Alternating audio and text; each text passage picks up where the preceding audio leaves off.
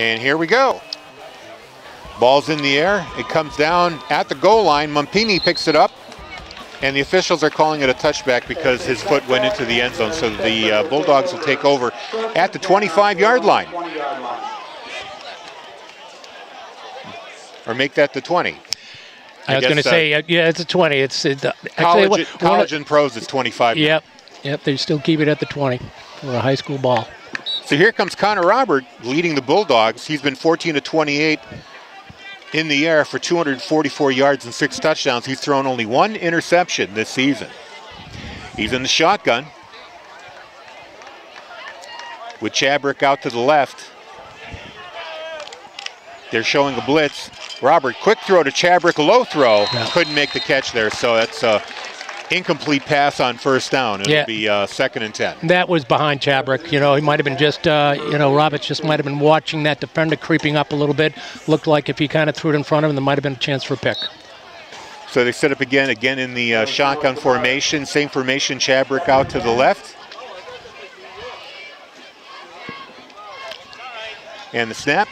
It's a handoff up the middle. And that's good for about 4 yards. Norfleet carrying the ball for Bedford, getting it up to the 24. It's going to be 3rd down and 6. Little misdirection play up the middle. Now Robert is back in the shotgun. He's got Norfleet next to him, Chabrick to the left. And the snap, dropping back to pass, rolling out to his right. Rolling, and now he's going to take off with the ball, and he gets a first down all the way up to the 35-yard line. That's Robert. A typical Roberts run. Go to the right, take a look. What's downfield? What's available? Nothing. How does the defense prepare for it? They're caught in the middle. He's taking full advantage of these guys dropping back. I also say that's a testimony to the receivers that Bedford has as well. I mean, they can catch, and they were downfield. Here we go. Same formation here with Robert and Norfleet in the back. Motion by Mumpini. And the handoff, actually make that Legulin. He carries it up to the 39-yard line. 4-yard gain for Bedford. It's going to be 2nd and 6 now. 10:52 left in this first quarter with no score. Robert in the shotgun. Calling out signals. He looks to the sideline now. Might be a change of play.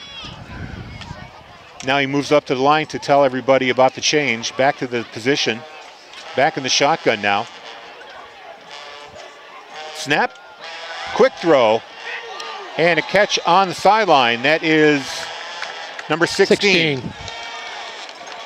Cole Glennon? Yes, Glennon with the catch. And it's right on the first down yard. They're going to give it to him. Yeah, 45-yard line of Bedford right now. At the 45, just over it. So it's first down Bulldogs with 10-11 to go. And there's a snap. Robert decides to call his own number, goes forward, and he gains about 8 yards on that play. So it's going to be 2nd and 2, 2nd and 3. Now at the 48-yard line of Winnacunnet, 9:56 left. Still no score. First quarter. A quick pace here to the offense. Bedford going back to the line now. Here's Robert again in the shotgun. All the plays have been from the shotgun so far. He's got Aganos with him this time. Legulon in motion to the right, and Aganos takes the ball and gets the first down and more. He pushes his way down, pushes his tackler with him, and he gains about 12 yards. And they get all the way down to the 37-yard line. I've seen him do it in every game so far. He is a pounder, and he takes the defensive players with him. He just pushes them, pushes them, pushes them. And Bedford lines up again. Again, this pace is very quick, not giving Winnacunnet a chance to reset their defense. Aganos to the right of Robert in the shotgun. And it's another handoff to Aganos. And he gets caught at the line, but he still manages to get about 2 yards. He's down to the 35, a gain of 2. So it's going to be 2nd and 8 from the 35-yard line. I'm going to say 2nd and 8. That's my decision. I would say you're right on, Harry. All alone in the backfield now, again in the shotgun. Roberts waits for the ball. He swings it out to the sideline. To Legulin, I think that is. No, that's number 5. Lucian Mumpini. He gains the first down.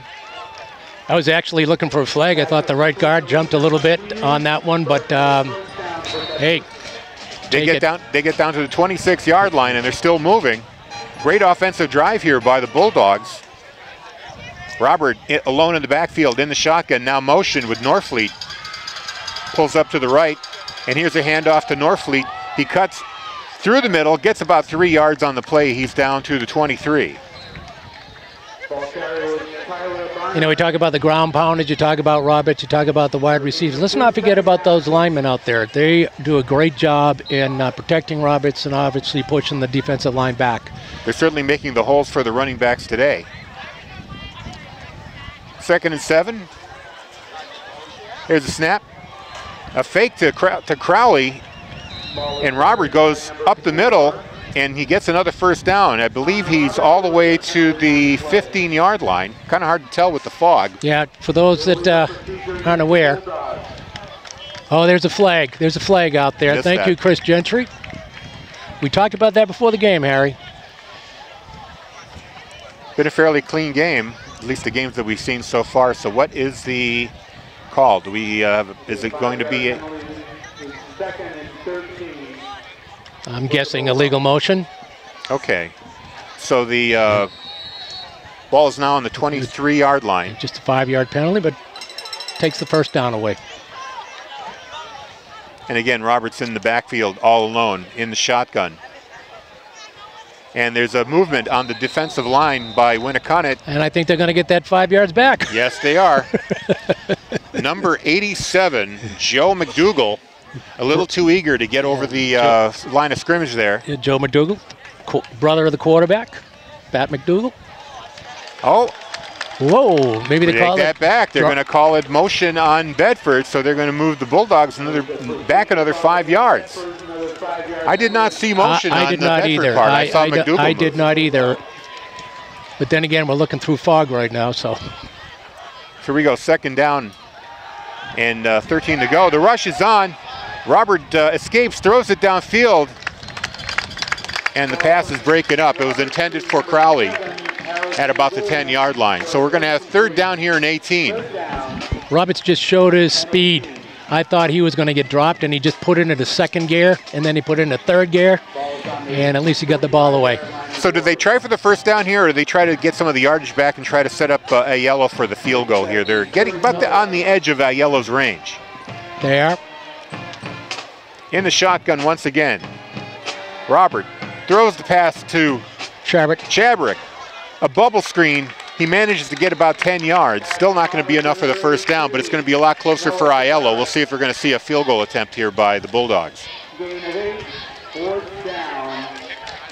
So it's 4th down, and still a little indecision here. I don't know if we're going to go for 4. I think we are. He's going to say you'd have a 38-yard field goal from here. Coach Stank sends Robert back down. So here we go, 4th down and 11. The snap and the motion. Robert finds an opening, but he gets tackled with only about a 4-yard gain. So Winnacunnet holds Bedford, turns the ball over on downs, and they're going to have the ball back on the 27-yard line. Winnacunnet held Bedford, but Bedford had a lot to being held themselves. I mean, those 2 penalties hurt them. Actually, the ball's going to be down on the 25-yard line. Yeah, the penalties really stopped that drive. The back-to-back penalties, the 2 5-yarders that sent the Bulldogs back really stymied that drive. So now we're going to see the Warriors drive and that huge front line. We're going to see if they're going to be poking some holes in the Bedford defense up the middle. And it breaks through. A big gain up to the 45-yard line. That's number 6. That's Billy Powers. Billy Powers is one of their leading rushers. Well, just like that, he picks up a 20-yard pickup there. Yeah, Billy's a senior, and I guess so far he's having a pretty good season. So welcome to another running team, Bedford. Here's 2nd down. McDougall under center. Sets, hands off. And this time Bedford stymies them for no gain, maybe even a yard loss. Actually, the officials showing no gain. So it'll be 2nd down there at the 45-yard line. I did not pick up the number on that one. A little hard to see, it's just a big crush of humanity there. I wanted to mention that the offensive line for the Winnacunnet Warriors goes by the nickname the Pigs because they're huge. Their center, Hanson, is 302 pounds all by himself, and he's got some pretty big guards with him. So here we go, 2nd down and 10. There's a handoff to McDougall, and this time they get a few yards, but not too many. Actually, they stopped him for about 6 yards. A decent run. I'm going to assume that was Powers again. Looks like the ball's on the 47-yard line of Bedford right now, Harry. Actually, it looks like it's on the 49, just over the midfield stripe. All right, 3rd down, 5:16 to go in the first quarter. They've got about 4 yards to go for a 1st down.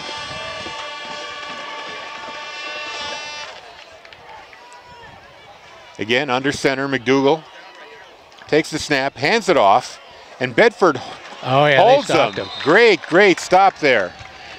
Number 55 for Bedford with the big tackle.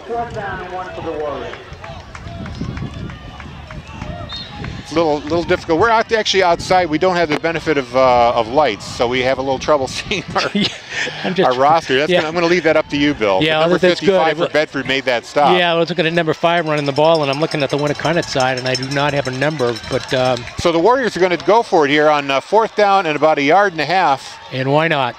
And a quarterback sneak, McDougall goes forward and he gets it. 1st down, Warriors on 4th. So they're down to the 44-yard line of Bedford. 4:22 left to play, still no score.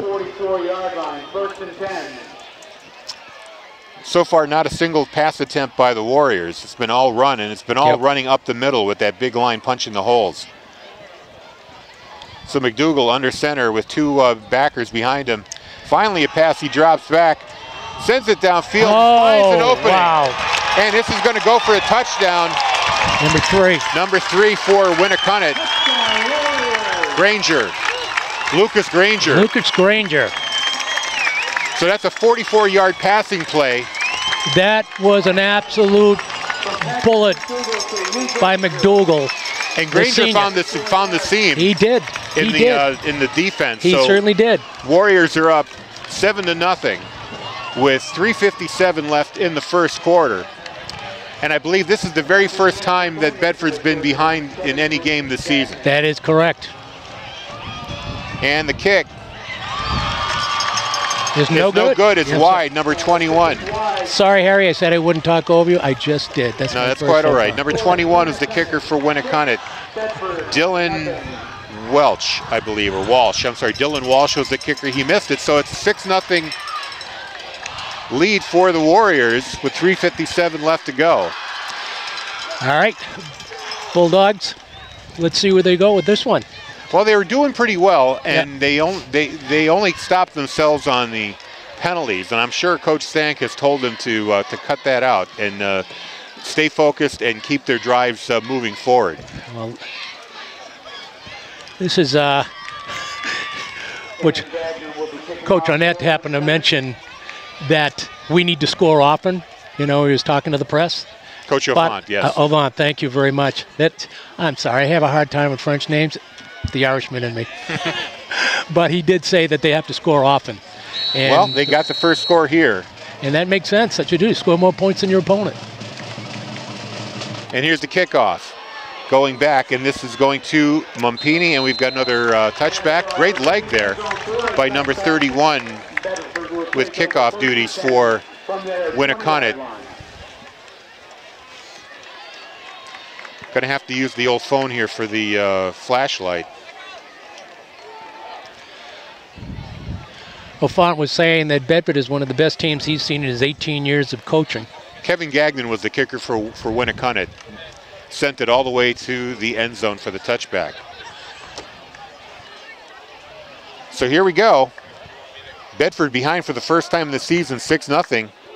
In the shotgun, Robert hands it off, sweeping to the right, still going, and it's a first down for the Bulldogs. That's number 35. Strobel with the carry. Good run there. First down on the 30-yard line. for Bedford on their 31-yard line. Disciplined football, Harry. That's what the Bulldogs have to do right now. Disciplined football. Two running backs in the backfield with Robert in the shotgun. And we've got motion, a flag. The officials blow the play dead. And this is probably a sign that we had motion or a timeout. No, it was a timeout called by Coach Stank. That was interesting. Yeah, very. This is new territory for the Bulldogs right now. Absolutely. Trying to find their way from behind, although it's still early. 3:36 left here in the first. 6-0 lead for Winnacunnet. 39 is Ryan, Toscano, 33. I'm sorry. Oh, that's Toscano? Not Strobel? He was 33, he's 39 tonight. Toscano. Oh, he is? Ryan, yeah. Ryan Toscano. It's 39, did you say? 39. Thanks. Whoa, whoa. Feedback. Sorry. Sorry about rookie mistake. Sorry about that feedback. We just got a new number.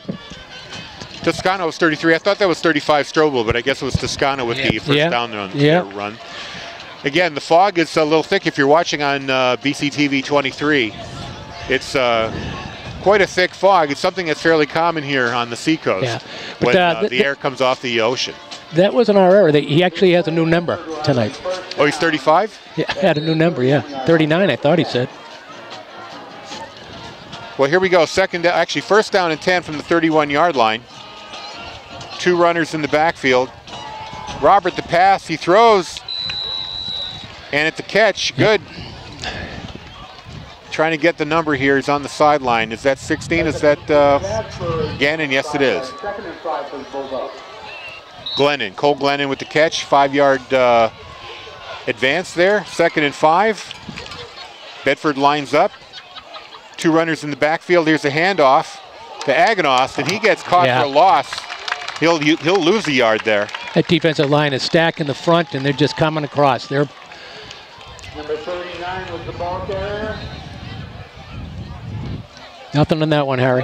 I believe that was 40. That was Aganos with the carry. Anyway, they line up again. 3rd and 6 for the Bulldogs. Snap. Robert throws to the sideline. It goes right off of Chabrick's hands at the 40-yard line, which would have been, actually, if he had made that catch, he might have been a yard short. Yeah, so it's now 4th down for the that Bulldogs. was not one of his best throws. That was high and to the right of Chabrick. It's pretty wet out there. I'm wondering if he's having some trouble getting some grip on the ball. Well, here we are. We're punting the ball away. 2:40 left in the first. That's Connor Crowley back. And Evan Welch is back for Winnacunnet, waiting for the kick. There's the snap. Crowley gets it away. High kick. And it's kind of a short kick, but it gets a good bounce, and it looks like it goes out right around the 36-yard line. That's where Winnacunnet will take over. 2:31 left. 6-0 lead for the Warriors here. You're listening to Bedford Bulldogs football on Bedford 105.1 and BCTV 23. I don't know whether it's me but it certainly looks like the fog is getting thicker. It definitely is. Temperature's starting to fall a little bit. We had rain this afternoon, so the field is wet. Here we go. Under center, McDougal takes the snap, hands the ball off, and they get stuffed right at the line, trying to pick up the number of the runner. Number 29, 28. 28, that's Jordan Fuller. He's a sophomore. He's one of their better rushers. So it's 2nd and 7. He did manage to pick up 3 yards on that play, up to the 39-yard line. 2 minutes left here in the first quarter. They line up once again under center. McDougal. He stumbles a little bit, pitches it out to Fuller. That didn't develop very well. I think McDougal kind of lost his footing there, trying to move to the side. Yeah, that was a pitch to. I don't think he knew what he wanted to do. That looked like it was an option, and Bedford played it extremely well. They were well disciplined. They weren't going for any fakes, and you had 3 guys out there. So whether McDougal ran with it or pitched to Fuller, they weren't going anywhere. So no gain on that play. And for the first time, Winnacunnet is in the shotgun. 2 runners flanking McDougal on either side. 3rd and 7. McDougal tries to take off, and he's going to be brought down with only a yard gain at the 40. So it's going to be 4th and 6, and the Warriors, I assume, are going to be punting it away here, and they will.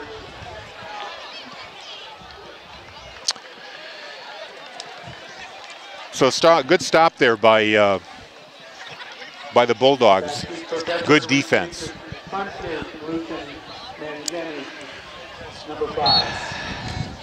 So Gagnon is back to punt the ball. The place kicker is also the punter here. Mumpini's back there. Mumpini is ready to take the punt. And a short punt. It's going to fall very short. Hits a Winnacunnet player and bounces back, and the ball is going to be downed at the Bedford 38-yard line. That is such a dangerous punt. It comes down, hits on the point of the ball, and you have a lot of Winnacunnet and Bedford players. It's like, okay, this is a disaster about to happen. Yeah, well, if it hits the Bedford player, it becomes a live ball, and those players, you could tell they weren't looking to see if the ball was in the air over them. But you know, there's usually the guy that's deep is yelling out some sort of code and getting the word out there. To get out. Yeah. Well, that ball never went anywhere near Mumpini. I'm sure next time he'll line up a little closer. 57 seconds left here in the first quarter. Bedford takes over in the shotgun as Robert.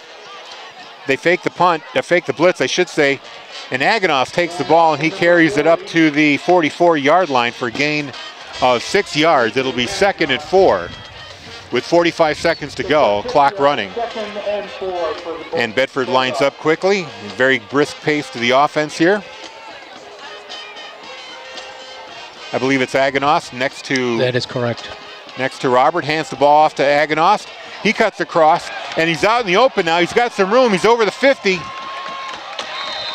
All the way down to the 40-yard line. Great carry there. That was a 16-yard run by Aganos. You always can tell a great runner, aside from the way he pounds, how he moves the ball from his right arm to his left arm as he got tacklers coming onto his right side. He protected the ball by moving the ball to his left side. Absolutely, and tucks it in real tight. 15 seconds left here in the first quarter. Bedford's going to try to get one more play in.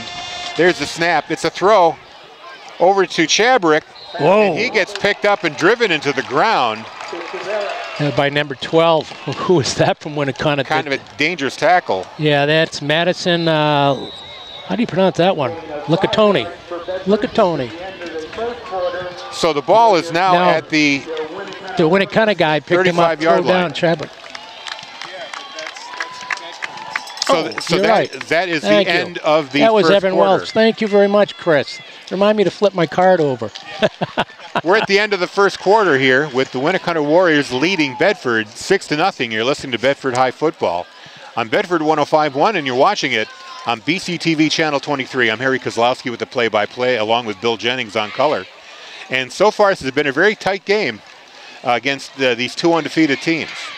I can't say that I'm shocked, but then again, not that we have been scouting any of these teams. I'm just glad that we're finally seeing a game that is competitive. Yeah, a game. So. Well, Bedford's had some momentum here on both of their drives. If they, the penalties that derailed them in the first drive, but they've been moving the ball well here. They're on the 34-yard line, and they're going from our left to right.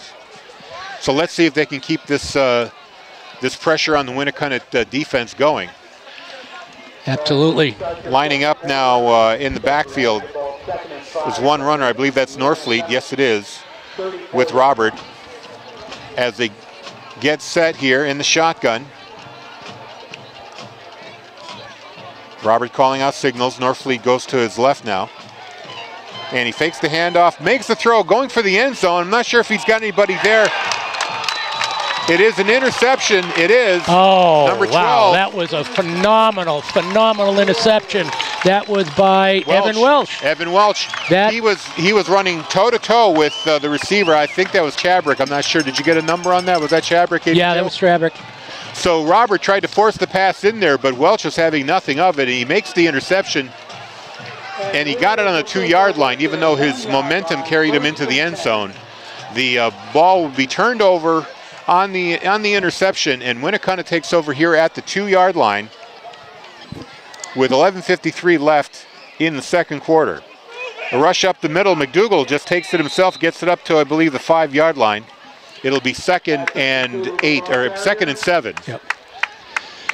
11:43 second quarter. Bedford trailing 6-0. So the team lines up now. They're in the huddle. Patrick McDougal breaks the huddle. He comes out now. Once again under center.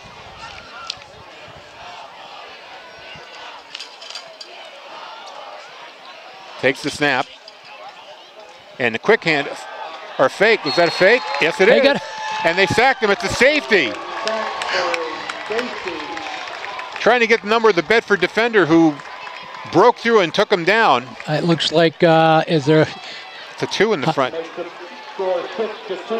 22, was that Norfleet? Yes, it was, Norfleet. I was just going to say, when you can't pick up a number and there's a lot of Bedford players around him, you just say, everybody sacked him. No, McDougal tried to fake the handoff, and Norfleet did not bite on the fake, and McDougal was all alone in the end zone, and by the time he looked up and he had Norfleet in his face, he took him right down. So the first safety scored by the Bulldogs this season, more of a baseball or hockey score, 6-2. Winnacunnet still ahead.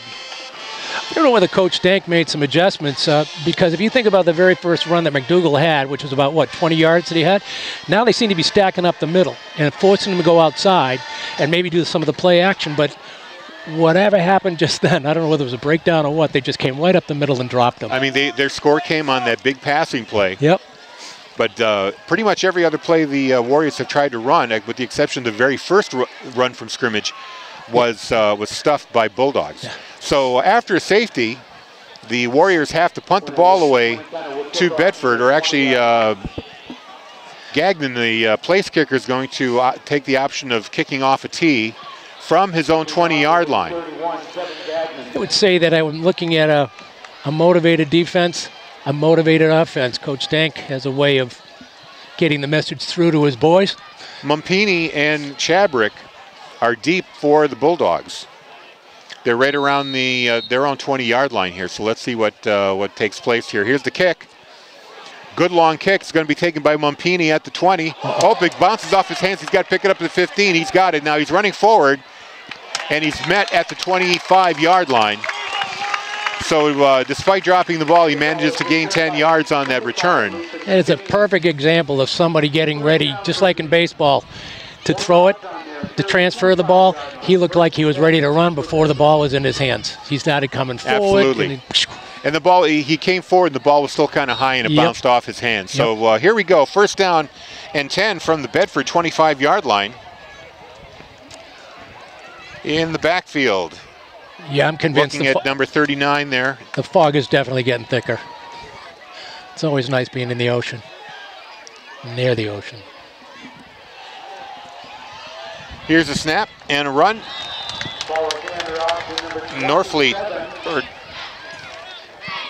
I thought that was Norfleet. I thought it was Norfleet, too. Yeah, it was, and he gets it up to the 32-yard line. He did a great job holding on the ball. The Warriors are really trying to strip the runners that are coming through the line. 2nd and 4 here. And Robert is in shotgun. Hands it off to number 39, who is Ryan Toscano. He's wearing a new number today. He manages to get about 3 yards on that play, sweeping to his right. So they're at the 36-yard line. 1st down. 6-2 Bedford. That's not a baseball score. This is a football game. 10:25, second quarter. In the shotgun. Hand off to Toscano, and he's taken down right where he got the ball, so there's no gain on the play, so it'll be 2nd down and 10 on the 36. Toscano getting more snaps in this game than we've seen in the first two? Seems like it. Well, they seem to have running back by committee. I mean, Norfleet gets the majority of the snaps, but Toscano's had his carries over the years, although over the season, although his number keeps changing. We never know that it's him. There's a high snap. Robert runs into a crowd, and he's going to be held up there. Gang tackled back. I believe he got back to the line of scrimmage, 36, so it's going to be 3rd and 10 there. That is a perfect definition of what gang tackling is all about. They're not down until they get down. So if you're standing around and you haven't been part of the tackle group, get in there. That was unbelievable. 3rd down and 10 in the shotgun with Aganos. There's a snap to his left. The throw bounced in the air and almost intercepted by Evans. That was or Walsh, I should say. Yeah, that was a throw that was completely to the other side of the receiver. Now, from up here, you can't really tell. Maybe there was a defender player in the middle or whatever. But when you're going to the left, it's always hard from my perspective for a right-handed quarterback to have the accuracy that he might have going to the right. That's just me. But he's a phenomenal quarterback, so Crowley's getting ready to punt the ball on 4th and 8 from his 38-yard line. And Welch is the deep man for Winnacunnet, and that punt goes off the sideline. He's going to let it go out of bounds. Good kick, goes out of bounds right at the 25-yard line. So Bulldogs pinning Winnacunnet back at the 25 as they get ready. 9:09 left in the second quarter here. With a 6-2 score, the Warriors are up on a 44-yard touchdown pass to Granger and a missed extra point. Bedford scoring their 2 on a safety. Norfleet tackling McDougall in the end zone here in the second quarter. So the Warriors line up, McDougall under center. Gets ready to take the snap. He looks up, then sets again. And there's the handoff. And Bedford's right there, nothing to be gained. Yeah, it looks like it was Billy Powers that tried to take you to the right side. Yep. Yes, it was. 8:54 left to play here. He's got the size of a Lewis or a James White, really small. Try to sneak in through those big linemen that they have in for the Warriors here. Bedford's not fooled. So 2nd down and 10. McDougall back under center. 2 backs behind him. He's back to throw and down the field to Welch. Almost had it fingertips, but the ground knocked it away from him, and Welch looks hurt. Or is he just, nope, he just couldn't believe he couldn't come down with that pass. That was actually a very accurate throw there by McDougall. McDougall to Welch, unbelievable. That kid has great hands. The quarterback, Pat McDougall, I'm telling you, I don't know where that kid's going to school next year. He's a senior, but somebody in D2 better be looking at him right now. Yeah, Welch almost came up with that ball. He had it on his fingertips, and like I said, the ground knocked it away. So it's 8:26 now, left in the half. 3rd and 9 for Winnacunnet. In the shotgun, McDougall back, throws it again to Welch, but that was too high. Maybe a little miscommunication there between McDougall and Welch, so it's 4th down and 9. I'll tell you, I like McDougall's present in the pocket right now. Very confident, obviously, as senior. And your offense rallies around the leader, and McDougall seems to be that. McDougall and Welch. 4th down, 9 to go from the 25-yard line. A real defensive battle so far in this game with just 8 points combined scored.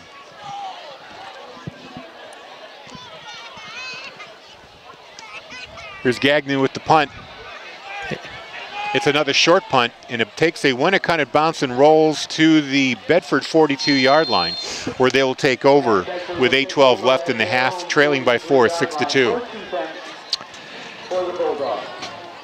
So this is a very different game so far.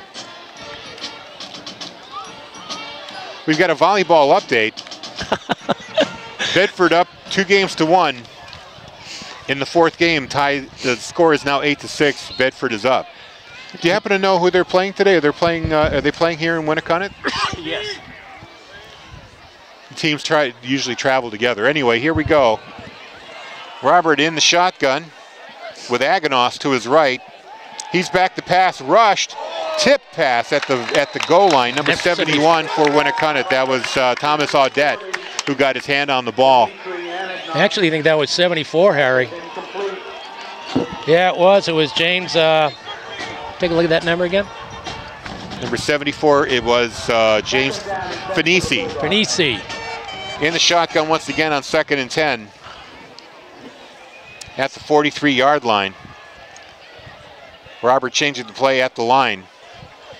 Now he's back into position. Norfleet to his left. There's a snap. Running to his left. And nowhere to go. He's going to get taken down right at the 45-yard line. So he gets 2 yards on the play. It's going to be 3rd and 8. Gotta hand it to the Winnacunnet defense is playing tough. This is a real defensive battle so far. This is a real good defense that we're watching out here. And for those at home that are listening, very aggressive, very disciplined, stay in their positions, not going for any ball. There's a snap in the shotgun. Back to pass is a throw by Robert, overthrows Chabrick. He was at the 43-yard line of Winnacunnet. That ball sailed high, so it's another punt for Bedford. 4th and 8 from the 45 with 7:34 left here in the half. You know, Harry, you're usually doing our stats when we have Mike and we have Mr. Beals here. Unfortunately, limited crew, we don't. Yeah. Otherwise, we'd have all the up-to-date stats right now, but I would say Mr. Roberts is struggling a little bit tonight with the pass. Stats are definitely a full-time job when you're doing this, so yeah. I can't do the game and stats at the same time. There's Crowley's punt, and a fair catch is called, but actually it bounces away and rolls out at the 36, make that the 26-yard line of Winnacunnet. So the Warriors will take over there with 7:24 left in the half and still just a 6-2 game. Only 1 touchdown scored by Granger. It was a 44-yard pass from McDougall at the 3:57 mark of the first quarter.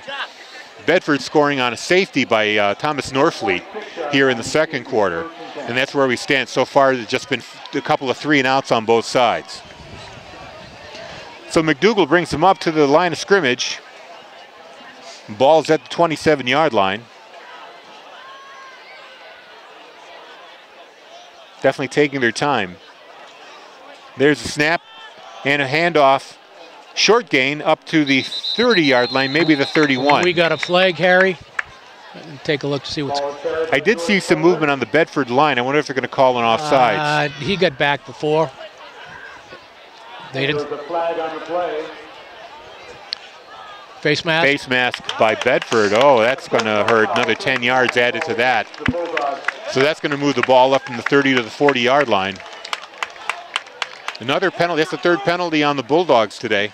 I don't think there's actually, make that a 15-yard penalty. That goes up to the 45-yard line. So that's 25 yards and penalties. The Warriors have no penalties. Much more discipline here. Yes. What did Coach O'Font say about beating the Bulldogs playing a perfect game? That's exactly it. So far, no penalties. So now, 1st and 10 at the 45, 6:59 left in the half.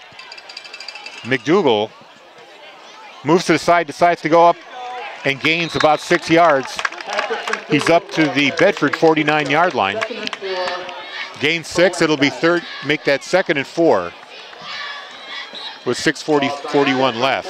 McDougall calling his own number there on the quarterback sneak.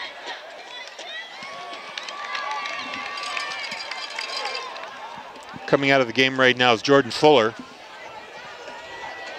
for Winnacunnet. Number 12, Welch, is one of the receivers off to the left. 2 runners in the backfield for Winnacunnet. McDougall hands it off, and the gain is for about 2 yards. Mr. Powers again. Seth Andrews for Bedford making the tackle. So it's 3rd and 3 now at the 48-yard line. Bedford's going to try to hold him here. 5:52 left in the second quarter. 6-2. Winnacunnet over Bedford. They break the huddle and bring it up.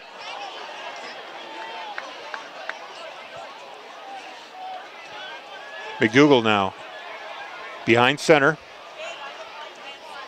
They set. Handoff. McDougall pitches it out to Jordan Fuller, who gets it down to the 43-yard line, which is enough for the first down. So Winnacunnet gets a fresh set of downs here at 5:24 left in the half. Excellent play call. I think I'm wondering if our cameramen get caught up in that one too, because I certainly was looking for the punch up the middle. That was great, because we're down lower. If we're at Bedford, we probably could have seen that a little bit better. So it's first down from the 43-yard line of Bedford. 5:24 left in this half. Winnacunnet up 6-2. McDougal, the handoff to Brendan Kazmerchik, and he breaks it for a gain. Pretty good one. Where do they spot the ball? I believe it is at the 23-yard line. Yeah, it looks. I'm sorry, make that the 31. It's at 31. The 31-yard line. A first down run there by Kazmerchik. What did you say they call the Warriors' offensive line? The Pigs. Well, I would say they're starting to wear down maybe the Bedford D. There's a lot of pork on that line, and that's moving the Bedford defensive line around, especially that 300-pound center for Winnacunnet. Under center, another handoff. Fuller takes it up the middle, picks up about 2 yards there, down to the 29-yard line. It'll be 2nd and 8. Gain of 1 for the Warriors, 2nd and 9. A little disagreement there from the PA announcer. Well, Harry, I always look at you being right, but well, you know, we're up here in the top row of the stands. We actually built our own press box here out in the open. Actually, it's a lovely night if you like fog.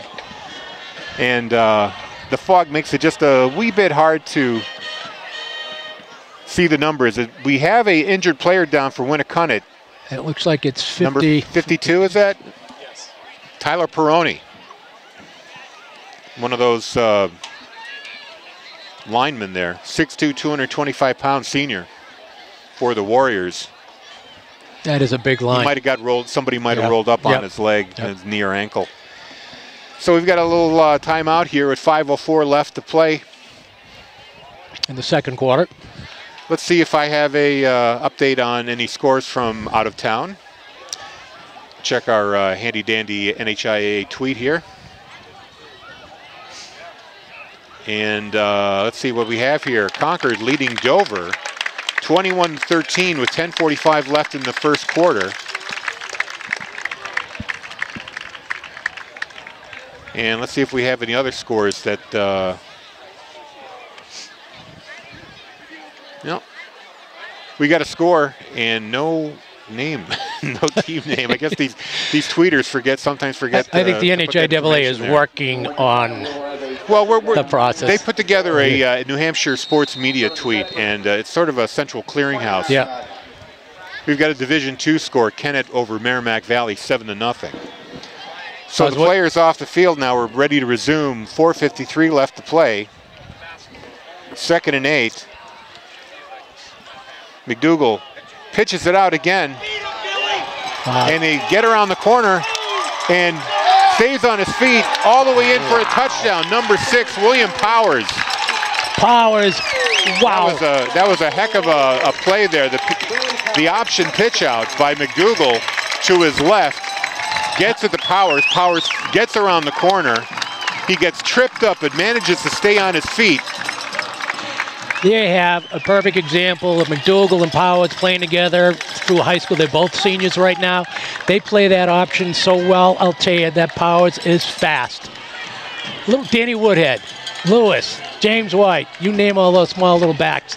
He had the speed to get to the outside, and they couldn't catch him. Let's see if they can make the extra point this time. Yeah. And what do we have, a movement on somebody?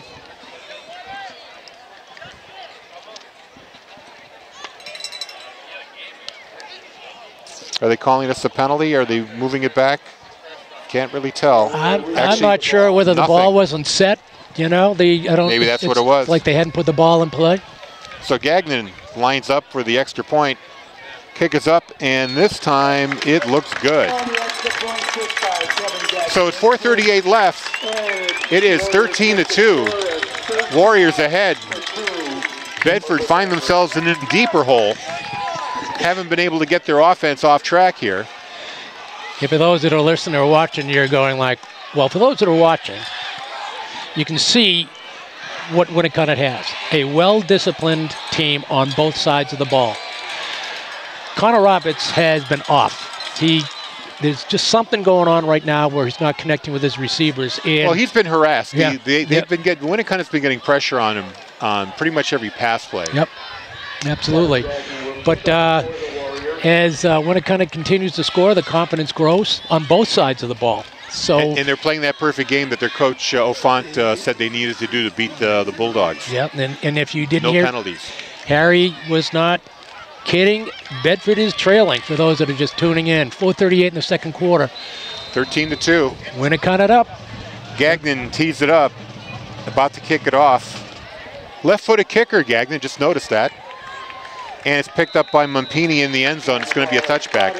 Well, you think about that. In high school, they don't give you the option of running it out. No, but think about it. He's driving the ball into the end zone every single time into the, and that's 65 yards. Yeah. 66, 67. I mean, Mumpini was 2 yards deep when he picked up the pass, picked up that the kickoff. Absolutely. So here we are at 4:38. Let's see if the Bulldogs can at least get something on the board here before the end of the half. In the shotgun with Norfleet to his right. Connor Robert gets set. There's a snap, and there's a handoff. Nope, it's a fake. Robert gets up the middle. Nice gain there. All the way up to the 35-yard line. That's going to be a 15-yard gain, good for a first down. That's a good one-on-one tackle. I'm looking for number 28 from Winnacunnet. That was Fuller, who runs in the backfield, has been doing a job today. He made that stop. It was one-on-one. He doesn't make that tackle. Roberts is gone. Quick reset by Bedford. Here's the pitch and a handoff. Going out to Harrison Lagulin. He gets stopped, but then he gets a second effort and manages to get the ball up to the 40-yard line. So that's a gain of 5 for Lagulin there. A way to fight for some extra yardage. 4:04 left in the half. Bedford at the line again in the shotgun. They've been in the shotgun every play so far. Look at Lagulin running, and he's 6'2" and 230 pounds trying to. Another change of play there. Both Mumpini and Lagulin shift to the right. And there's a handoff. That's to Ryan Toscano. Great blocking out in front by Lagulin. Toscano gets it all the way to the Winnacunnet 49-yard line, so that's another first down for Bedford. 3:30 left. And Bedford on the line once again. I wouldn't quite call this a hurry up, but it's definitely an urgent offense. Wasting no time to get back on the line of scrimmage. Another handoff to Toscano. He breaks through, gets through, into the secondary, still going, all the way down to the 37-yard line. Another first down thanks to Toscano. He was just going through the line, and people are trying to tackle him from the waist up. There was nobody going down, and he just shed all the Bedford lining up again. Oh, it's a fumble snap. And Robert managed to control it, but he was sacked as soon as he got control of the ball, and that's a loss of about 8 yards. All the way back to the 43-yard line. Make that about a 5-yard loss. Mistakes, Harry, mistakes. So 2nd and 15. Here's a snap and rollout. The fake handoff by Robert to his left. Throws the pass a little too far. Was that a catch? Yes, no, it was a catch. And that's number 5, Mumpini, making the catch at the 35-yard line. Beautiful catch on our far sideline from us. Couldn't tell with the fog whether he made that catch or not, but the official says it was. I thought so now it's going to be 3rd and 8. And Bedford in a hurry up for sure now. Lining up with 2 runners in the backfield with Robert. This is 2-down territory. I think with the score the way it is, it absolutely is. Another change of, yes. Crowley and Mumpini shift over to the right side. And the snap, finally, handoff. Who was that? Was that Aganos? Yes, it was. Yeah, and it was a gain of about 3 yards, but they're going to be short by about 5. It's funny, when he's in the backfield, you don't even need to know his number. He's just that short bowling ball. I'm going to run you over physique. So 4th and 6, 4th and 5. This is critical. This is big for Bedford right now. A big early play here in the second half. Changing the play once again. We got 3 receivers to the right. Crowley, along with Glennon and Mumpini. And it's a throw. Here's the pass, too high for Chabrick. And it's a turnover on downs. I think you're right, Bill. Something about Roberts' throws have been off the mark. That pass was much higher than it needed to be. He's feeling the squeeze, feeling the pressure. I mean, they came with 2 guys from the outside. You got a guy coming up the middle. There was no play action. They're a well-disciplined defensive team, and their coaches are calling a great game. So 1:56 left in the first half. A 13-2 lead for the Warriors. Bedford scoring on a safety. Winnacunnet with 2 touchdowns and 1 missed extra point. Under center, it's McDougal. He sets and fakes the handoff, but instead of getting the ball out to Powers, he winds up being sacked at the 30-yard line. It's a loss of 3. 2nd and 13.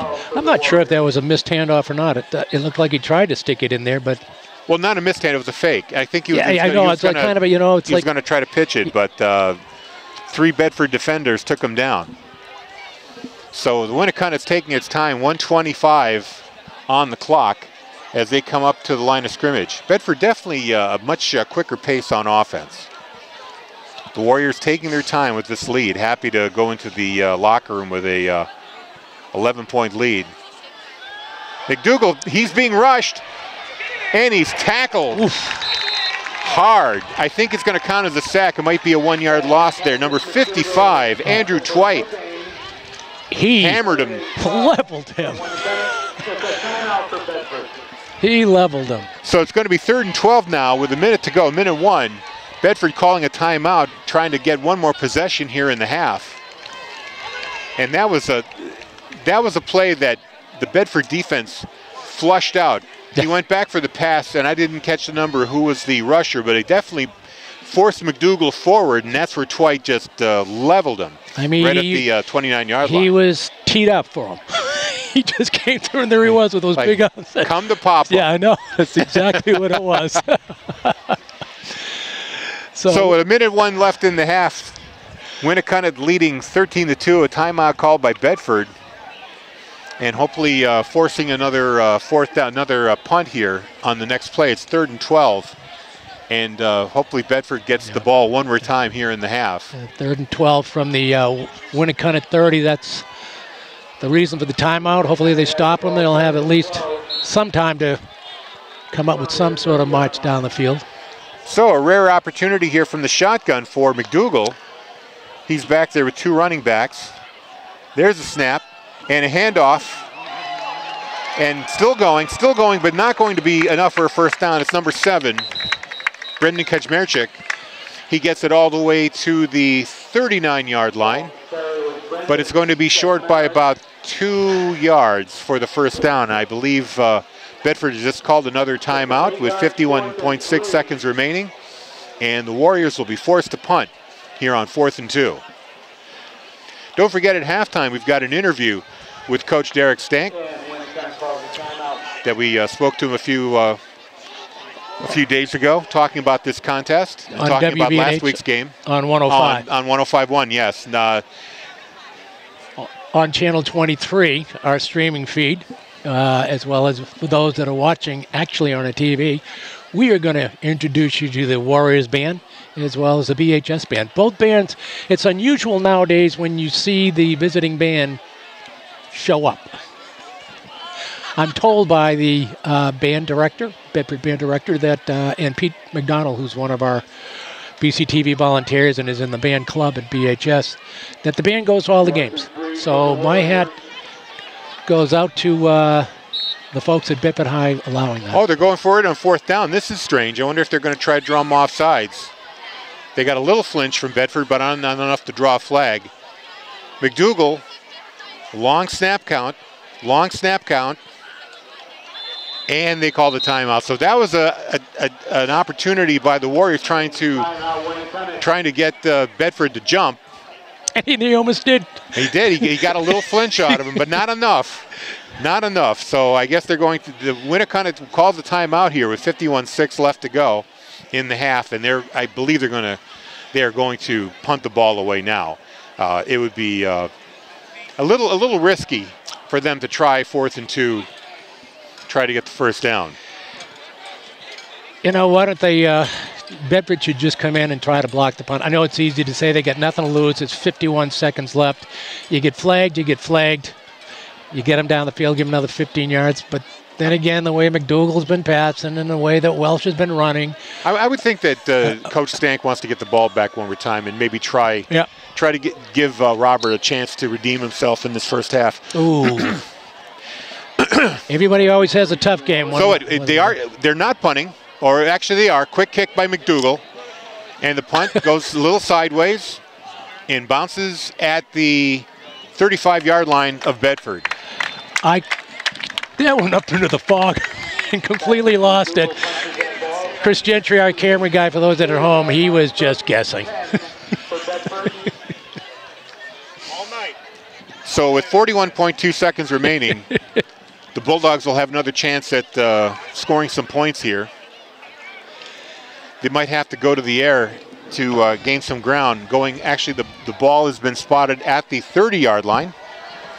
So they've got 70 yards to go for pay dirt. Robert back to pass, throws it to the sideline to Chabrick. Chabrick gets out of bounds, stopping the clock with 32. No, he did not stop the clock. He did not get out of bounds. So the officials did not allow that. And I don't know why he didn't do that. And it was an 80-yard gain there by Chabrick. Another snap, dropping back to pass. Here's the throw down the sideline, and that pass is incomplete. I believe that was blocked at the line of scrimmage. So 17.7 seconds to go, 3rd and 1. Time for one more play here. Not sure what the Bulldogs will be able to pull off here to get into at least field goal range. In the shotgun, Robert waiting for the snap. He's got it, and instead he hands it off to Norfleet. Still on his feet, trying to get out of bounds. He does. Big gain all the way to the 42-yard line of Winnacunnet.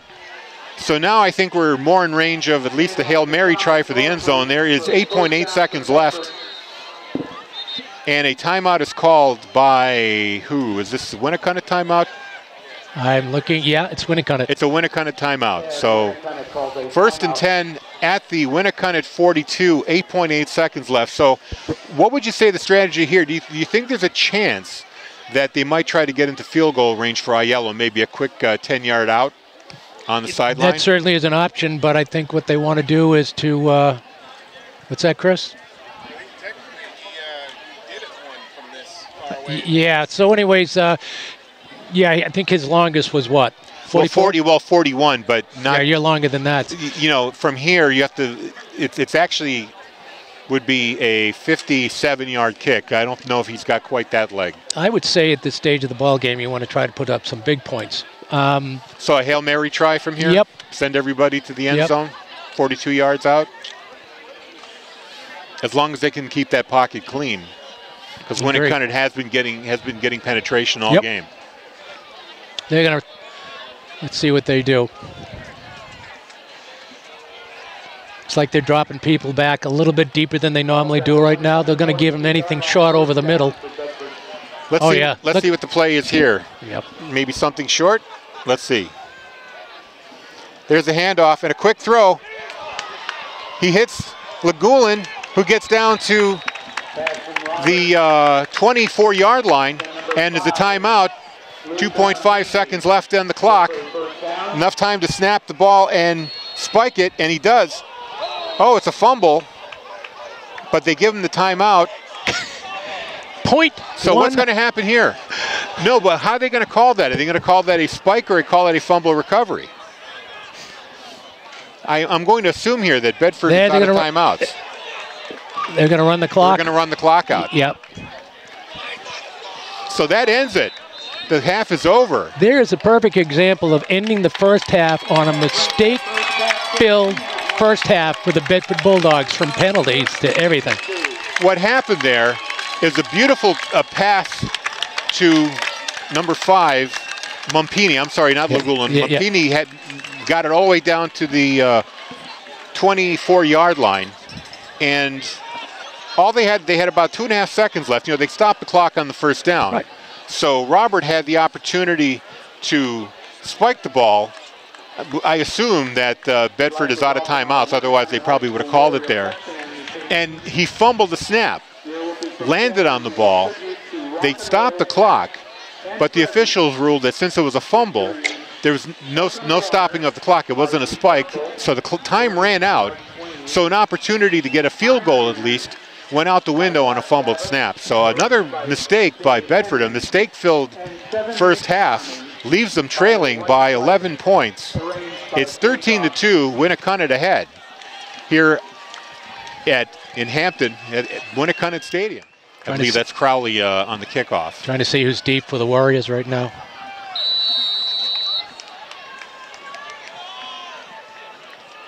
And we're waiting for the kickoff, and here it comes. That was Aiello with the kickoff. Picked up by the Warriors.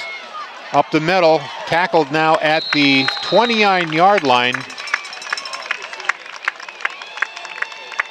Was it number 28? That is correct. Number 28 is... That would be Jordan Fuller. Jordan Fuller. We should know that number by now. He's called his number enough times. Between it goes Fuller, Powers, McDougal, Welsh. Those are the names for the Warriors right now that are... they're making the news. Oh, yeah. So here we go from the 29-yard line. It's 1st and 10 for the Warriors. McDougal up at the line of scrimmage, sets the play, and hands it off to Fuller. He gets stopped for no gain. Number 72 for Bedford was one of the tacklers meeting him, Christopher Francis, plugging up that middle. No hole there for Fuller to run through. So now it is 2nd down. Actually, they're going to give him a yard on the play, so it's 2nd and 9 from the 30-yard line. McDougal brings them back up to the line of scrimmage. Got receivers on either side, 2 running backs in the backfield. Set. McDougal rolls out, throws the pass. And an incomplete. That was intended for... It really is tough with this fog out here right now. I got to believe that it's a little hard to see the ball coming to you. I think down there you're talking completely different. The fog is up high. Down below it might be a Was lot. that number 27, Richard Camerado? Yeah, that you nailed it. For Winnacunnet? Yep. Yeah, the fog is definitely making it a little tough to spot the numbers. So here we go. It's 3rd down and 9. Coming off a 30-yard line of Winnacunnet. In the shotgun. There's the snap. Pass down the sideline, almost intercepted. That was tipped by number 16. That would be Cole Glennon that got a hand on it. And that was intended for number 12 for Winnacunnet. That was Evan Welch. So once again, 3 and out for the Warriors. Bedford defense did its job. And the Warriors are in punt formation. No funny business like last time. None of these quick kicks. That was a big stop, Harry. You know, they couldn't afford to let Winnacunnet. That was a good way to start the half. Yep. So trying to try to limit the damage. And there's the punt off the side of his foot, kind of a line drive, and it's rolling. Stop at the 32-yard line for Bedford, and that is where the Bulldogs will take over. If we had a statistician that was working with us today, you'd probably say that punter back there right now is averaging at least a good 40 to 45 yards on his punts. His kickoffs are going, I think it's the same guy. I think you're right, it's Gagnon. Gagnon are going into the end zone, which, as you mentioned, is a 65-yard. That kid can kick. And Kevin Gagnon. Yep, kicking game is a big part of any successful football team. In the shotgun, there's a snap and a handoff to Toscano. Still on his feet, breaking all the way to the sideline. He gets up to the 48-yard line of Bedford. Big first down run there.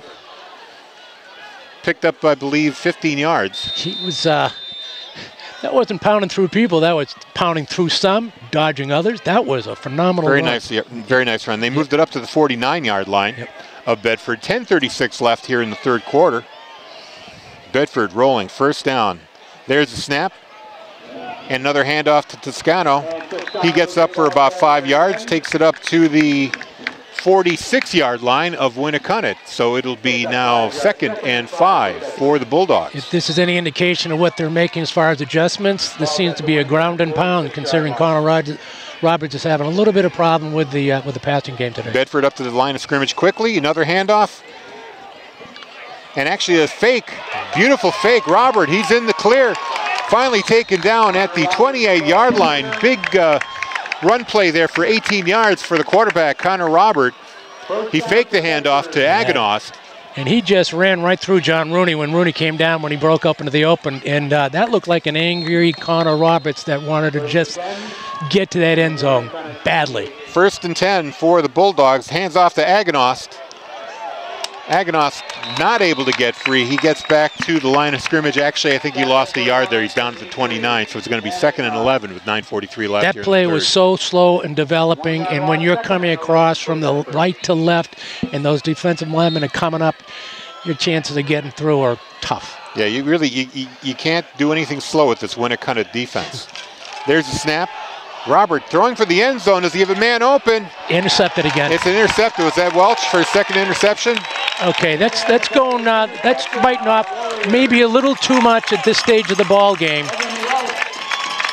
That probably should have been something he probably should have pulled back. I mean, when you're marching down the field, you're gaining yards on the ground, and then you try to go for it long. It's like what I said earlier. Why aren't they coming across the middle with the short passes? I don't know what they saw in film that they thought they could beat the guy, but that's twice. And that was Welch again, wasn't it, Harry? Yes, it was. And it was intended for Chabrick. And I don't know what Robert sees on those throws, but we could see from our press box that Welch was in perfect position on this one and the last interception. There's a handoff by Winnacunnet. They started at their 20-yard line after the touchback on the interception. And the running back was number 28, Fuller. He gets it up to the 25. They gave him the 26-yard line. Yeah. So it will be 2nd and 4. Yeah, to go back to the interception, just like the first one, it was like Welch was the receiver, not the defender. Exactly. And it was... Chabrick just did not get in front of Welch enough to even make a play for the ball. And he's taller and bigger than Welch. 2nd and 5. On the 26-yard line, the Warriors set, handoff. A pitch now. It was a fake handoff and an option pitch that goes nowhere. They strung that out nicely. Bedford strung that one out nicely.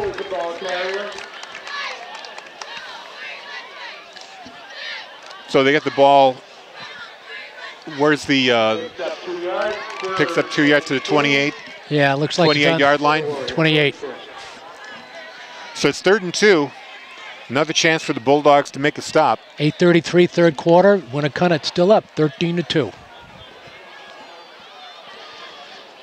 They come up to the line of scrimmage. Wide receivers on both ends, 2 running backs behind McDougal. They set, and the snap. Handoff up the middle for a 1st down, all the way up to the 35-yard line. What do you think that was again? Powers. Powers his way through. I'm going to give that credit to the line. The pigs, as you call. The pigs. That's what they call them down here, folks. Big three, the Hanson, that 302-pound center they have. That's the name they have. They have an NFL-sized center. He's a junior in high school. 306. 302, actually. 302. Well, sorry, 4 pounds. Still big. Hey, it probably, you know something, he probably, after breakfast, he's probably 306. There you go. You got a whistle on the field. And this fog is actually getting thicker. It really is. 5-yard penalty. I do believe that's the first penalty against Winnacunnet. Yes, it was. Was that a motion or a false start? I'm going to call it it had to be motion. So they're back at the 31-yard line now with a 1st and 15. Like Bill said, it's the first penalty on the Warriors today. Played a near-perfect game so far. No turnovers, no penalties up until now. Handoff up the middle, good for 5 yards. And now it's Powers again. The Warriors are happy to milk the clock. You know, they're not in a hurry. Bedford is running that almost hurry-up offense that doesn't seem to faze Winnacunnet's defense at all. And meanwhile, the Warriors are just taking their sweet time, full huddle, using up all the clock between snaps. So here we go, 2nd and 10 from the 31-yard line. There's a handoff. It goes to number 7. It's Brendan Kazmerchik. Yep. And that gets strung along the line of scrimmage, and it's not much of a gain, about 2 yards there. So we're going to have 3rd and 8 here. 3rd down and 9 for the Warriors. 3rd and 9, they're going to call that. Do you remember that expression? At the 36-yard line. Scatbacks. That's the fleety little fast little small guys. That's what these guys are, scatbacks. I don't know if they still use that. I haven't heard it lately, but when I was in high school, which was decades ago, that's what we used to call it. Warriors up to the line of scrimmage now. 3rd down and 9. We got a timeout. We got a timeout. Who's calling that? Is that Bedford? And the Warriors are going to take a timeout. It'll be the Warriors taking it instead. I guess there's something that Coach O'Font wanted to change. So 7:16 left here at Winnacunnet Stadium. The Warriors up 13-2, and Bedford in danger of losing its first game of the season, down 11 points. First time a danger of losing a game in the past 2 years, counting this year, last year and this year. And it's really frustrating too, because this is a game that Bedford has been kind of beating themselves. Those two unfortunate interceptions, neither of which really should have been thrown by Robert. Maybe the fog is making it hard for him to see his receivers clearly. Maybe he just figures that Chip Chabrick is going to go up, make a play for the ball, just kind of trust his receiver. But in both cases, Welch was in perfect position to make the interception and kill the drive. I don't think the coaches are calling that play unless they feel comfortable that at least the visibility down there is good. It's just that can come back to judgment. Hopefully he can pull it together and come up with some great plays. So. Well, they're still in range. The game's not away from them yet. 11-2. It's a 2-score game right now for the Bulldogs. Here we go. 3rd down and 9, and another penalty. Too much time? Yes, too much time. So Winnacunnet now making the mistake. 2nd one on this drive. So let's take a look at that right now. They just got out on the field. Clock starts automatically. They don't snap it. They call timeout. What happened just then? I'm a little confused in that one. If you call timeout, does the clock reset? You would think. Yeah. That's surprising to have a delay call right out of timeout. I don't know whether it's a high school rule or not. So if you call timeout with 10 seconds ago and then you come back in, then that 10 seconds is still, that's all you have left. So now we've got 3rd and 14 for Winnacunnet. McDougal rolls out. He's got some time, throws it over the middle, looking for Welch, and it's broken up. Broken up by Glennon. Great play. And almost an interception, too. Had it in his hands, but at this point, I'll just take a pass break. So 4th and 14. When he broke it up, it looked like it was still in the air, and I thought it was going to come down in the Warriors' hands. Actually, there was a chance, although it bounced away from Welch. The same guy who made those interceptions, also a wide receiver, and he had a chance on the ball. That's who McDougal was aiming for. I didn't know whether Welch had one of those arms where he could press a button and it just goes out about another 10 feet and bring it in. That kid's like had Inspector Gadget. He's had a great 7:08 left in the 3rd quarter now. And the punt from the 30-yard line by Gagnon. And then Mumpini decides to call the fair catch at the 46-yard line. 36-yard line. I know there is no way that Chris Gentry, for those watching on Channel 23, and if you're listening on the radio, it is the fog here is when that ball goes up in the air, we have to wait till it gets down to the lower level. It's a fog bowl. That's right, fog bowl. Perfect. So here we go, Bedford at the 38-yard line, 1st and 10. In the shotgun. Hand off to Norfleet, who gets up, still going, gets all the way up to the 43-yard line. Gain of 5 on 1st down. It'll be 2nd and 5. And they're right back at the line of scrimmage. A quick pace offense here by the Bulldogs. In the backfield, and handoff again to Norfleet. He gets stopped more or less at the line. He gets up to the 46. So they're going to call it a no gain. Back to the line of scrimmage. 3rd and 4. From their 45-yard line. Out of the shotgun. Robert, he decides to call his own number, goes up the middle and gets the first down. Gets over midfield down to the 49-yard line. First down, Bulldogs. Yeah, I'll tell you, that's they're sticking to the ground right now, and maybe that's what they should do. That is... They're having success on the ground. I think they're getting in trouble in the air. Yeah. Have they even had a completed pass? I'm trying to remember. Yes, they have. They had league 1 or 2? I think towards the end of the first half to Shabrick. And there's a snap. Handoff to Toscano. He gets all the way up to the 37-yard line. Great run there. Gets good for a first down. About a 12-yard carry there by Toscano. 5:47 left in the 3rd quarter. Warriors up 13-2 over the Bulldogs. And the Bulldogs are driving.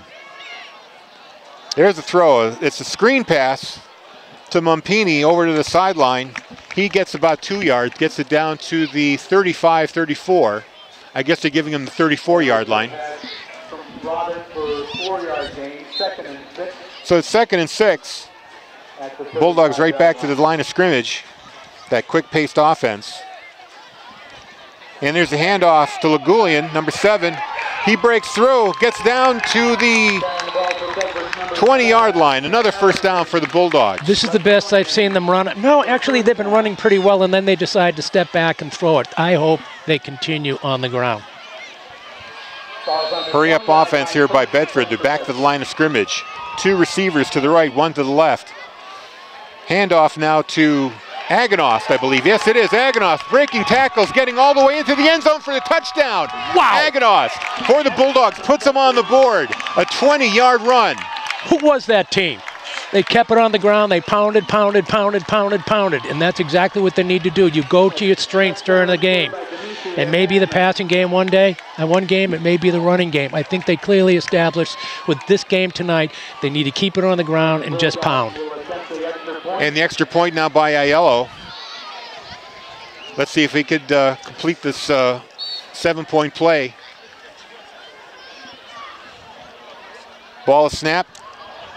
Wow, Joey Aiello. There was a block. I thought I heard somebody get their hand on it. Nah, he didn't even get it up. It was just, hit right back. It seemed like it came off the tee. Are they snapping back to a tee and putting that down? No, they're not. No, on the ground. Yeah, I thought they were. It just looked like, what is out there? But no, it just seemed like it might have been an issue. That is the first miss for Aiello this year. I know. For a field goal or extra point. But at least it gets the Bulldogs back on track. It's 13-8, a 1-score game. Yeah.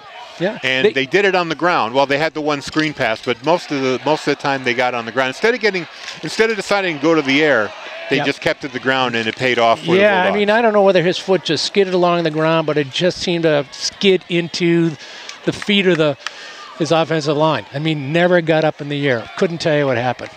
But then it's foggy down there, and it could have gotten in the air. The fog is getting thicker. Yeah. I got to tell you, it's getting really hard, even with our binoculars, to tell what's going on. Hey, Chris just gave me an update right now because I just lost. What is it? 28-. This is a major upset that's going on right now, Chris. If you could just feed me. Was that the Goffstown score? 28-6 over.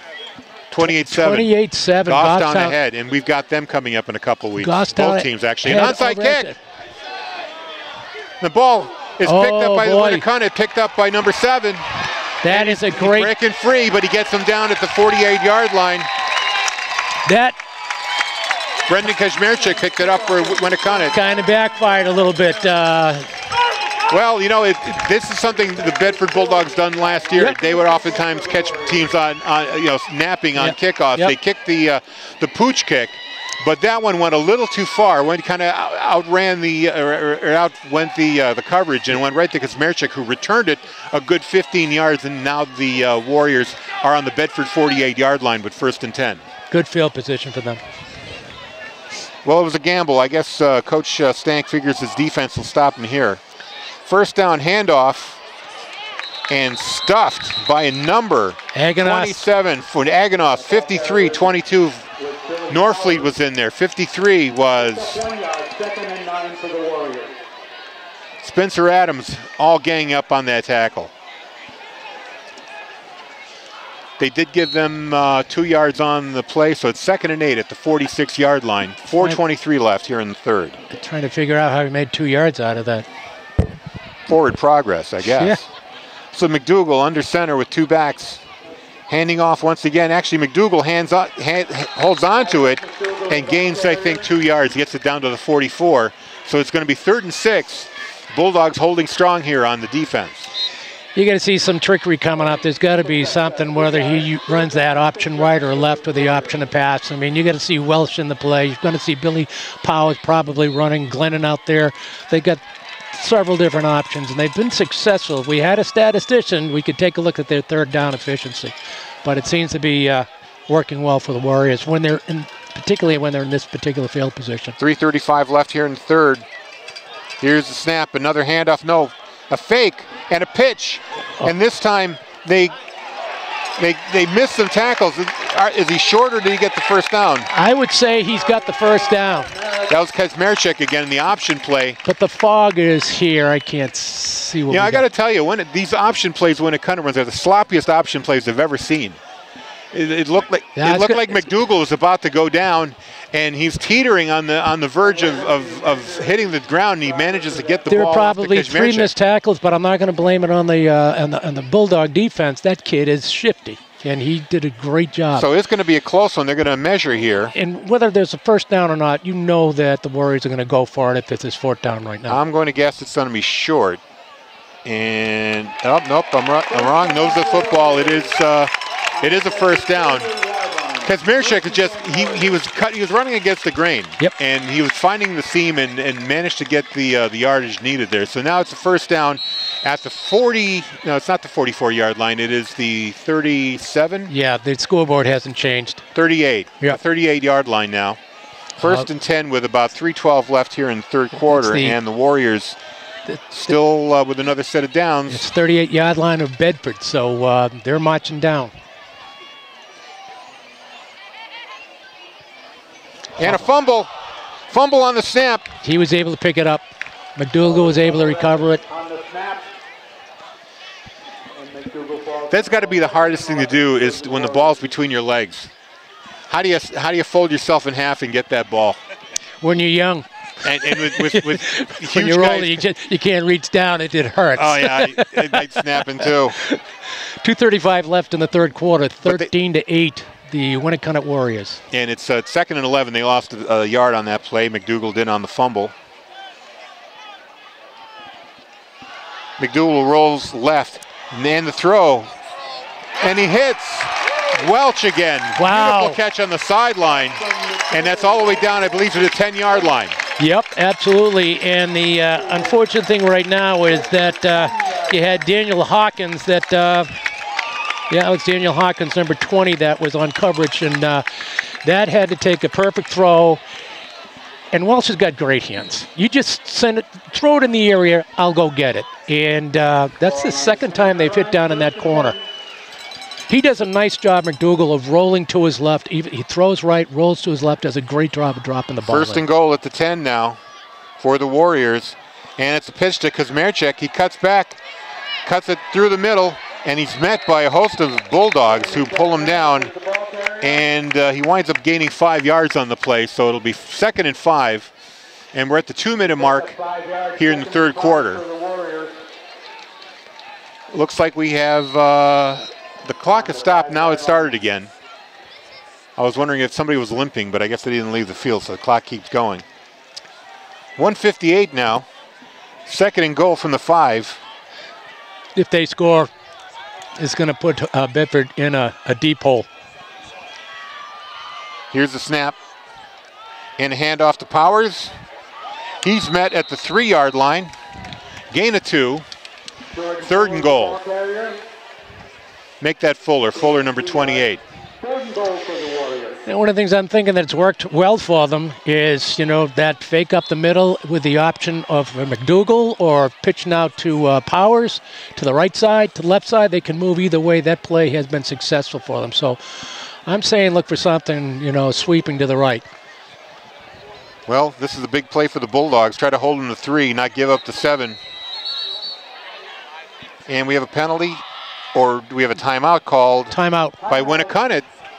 And that surprised McDougal. Did you see that? He kind of put his hands up in the air, kind of like, what the heck? The coach, Ofon, decided he needed to talk this over on 3rd and 3, 3rd and goal from the 3. This is the big play for both teams right now, and really like the way that that both teams. Well, I should say the Warriors right now are managing it. They do a great job of, Harry, you said it, running against the grain. Go right, then cut back hard to the left as they break through the line. They're shifty. The scatbacks. That's the word that's coming out of this tonight, Chris. The scatbacks. Well, they're heading back onto the field right now. We'll see what Coach Ofon came up with for the Warriors on 3rd and goal from the 3-yard line.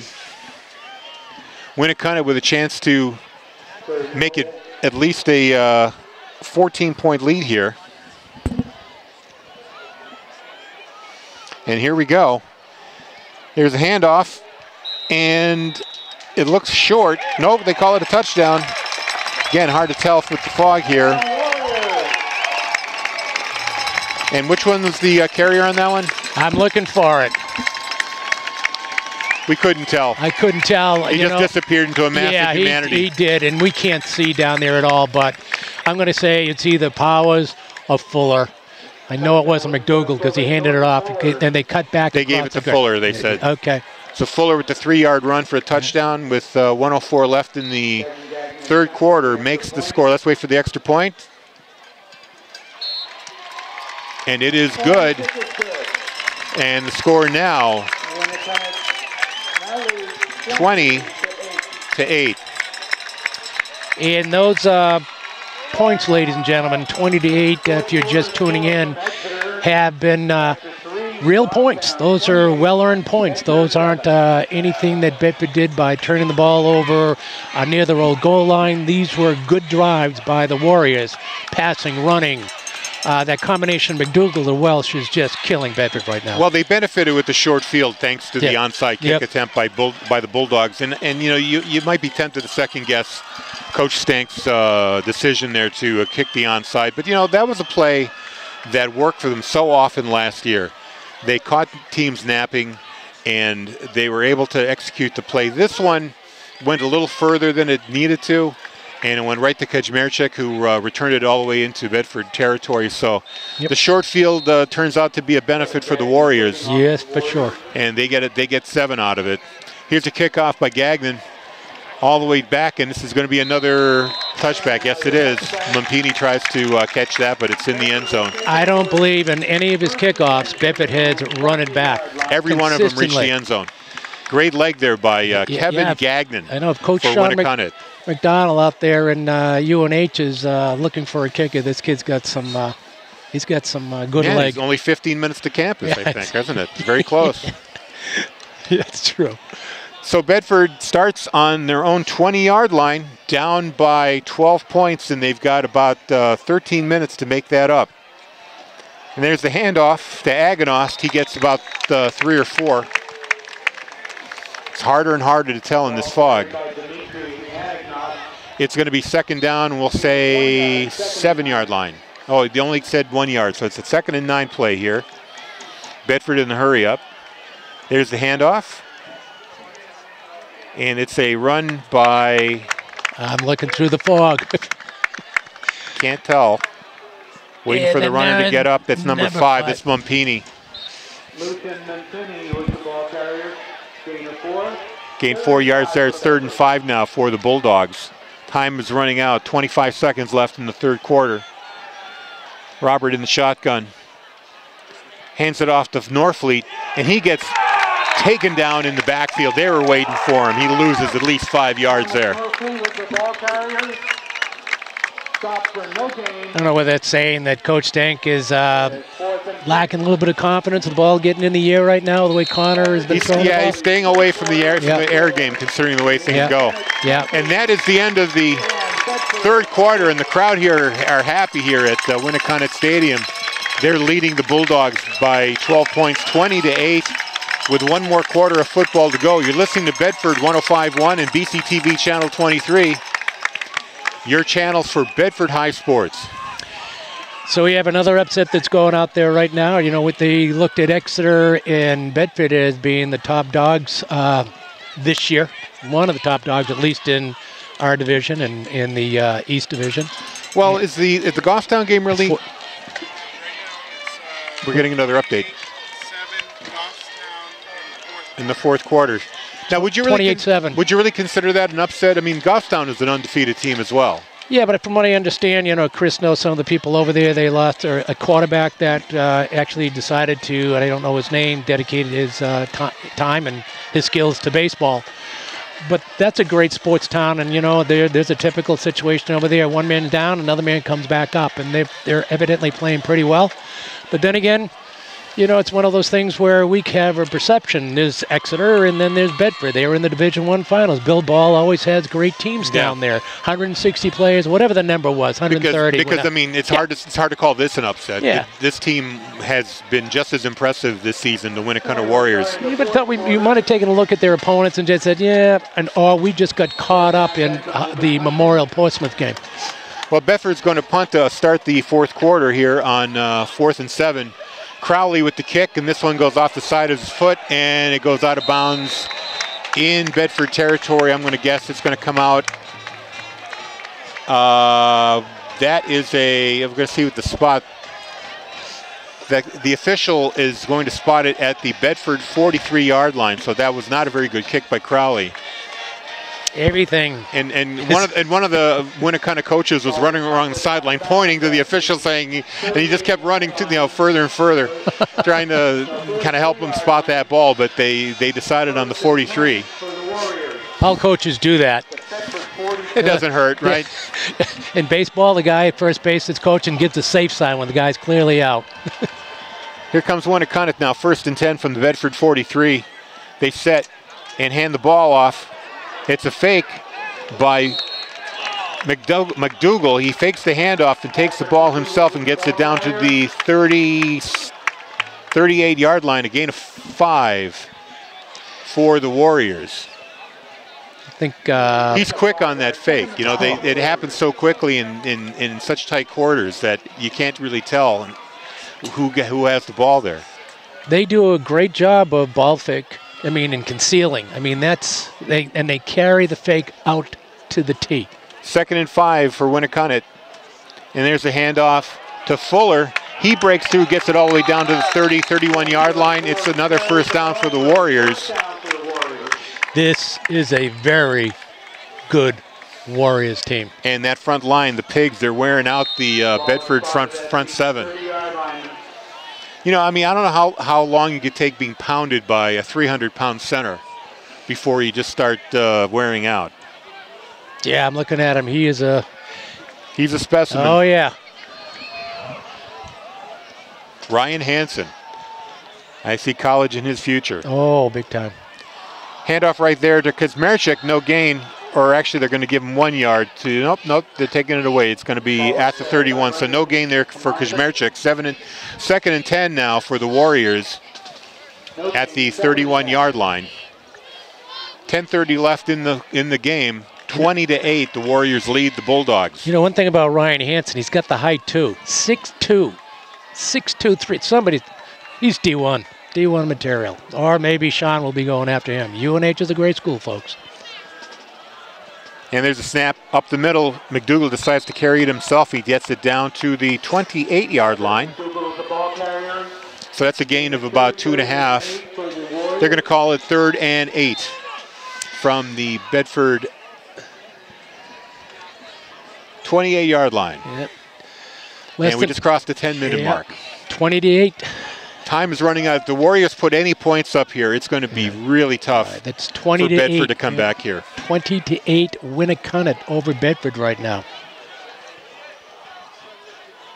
Out of the shotgun, there's a fake handoff to Kazmerchik, and the throw over the middle. He's got Welch. Oh, wow. That is a clinic. He dropped it. Or did he? What? I can't tell. I can't tell. No, he dropped it. He must have. He thought he had it. And I think that was the easiest of all the catches that he's made today. That was amazing. And it went through his hands, so 4th and 7. That was a beautiful play call, by the way. They caught Bedford just sleeping there, and Welch was all alone in the end zone and threw his hands through the wickets. But Winnacunnet's going to go for it anyway. Out of the shotgun. 4th and 7 from the 28-yard line. And there's another throw to the sideline this time. And it's incomplete. That one was intended for trying to make the number out. As he's coming out of the fog right now. Yeah, really. It's coming out of fog. Number 3, that's Ranger. 8. Number 8, I'm sorry. Yeah, Josh Chase. Josh Chase. Sorry, we're just... And you've got the benefit of the TV camera to zoom in, and you can't even tell. So here we go. Turned over on downs. Bedford with the ball back. Big break here. We'll see if this is something that Bedford can take advantage of. With 9:26 left to play, they have got to get 7 points on this drive. Out of the shotgun, Robert with the snap, hands it off to 35. Number 35. That's Strobel. Yep, Strobel. And he doesn't get anything. Runs right into a pile of Winnacunnet Warriors who don't let him get past the line of scrimmage. D guys are big for Winnacunnet too. Bedford right back to the line of scrimmage, running that hurry up. It's an out pass and waiting for, I think, Legulin. It was sort of a backward pass there, and I wonder if Legulin looked like he was going to try to throw it, but he had a Winnacunnet defender right on him. That was Granger that was on him for Winnacunnet, and he kind of dragged him along. Granger was trying to come in between his legs. So they get to the 35-yard line. They do get some yardage out of it. It's going to be 3rd and 5. There's a pass over the middle. Incomplete. In and out of the hands of number 39. That's Toscano. Couldn't hang on to the ball there. Might not have been a first down anyway. It was very close to the marker.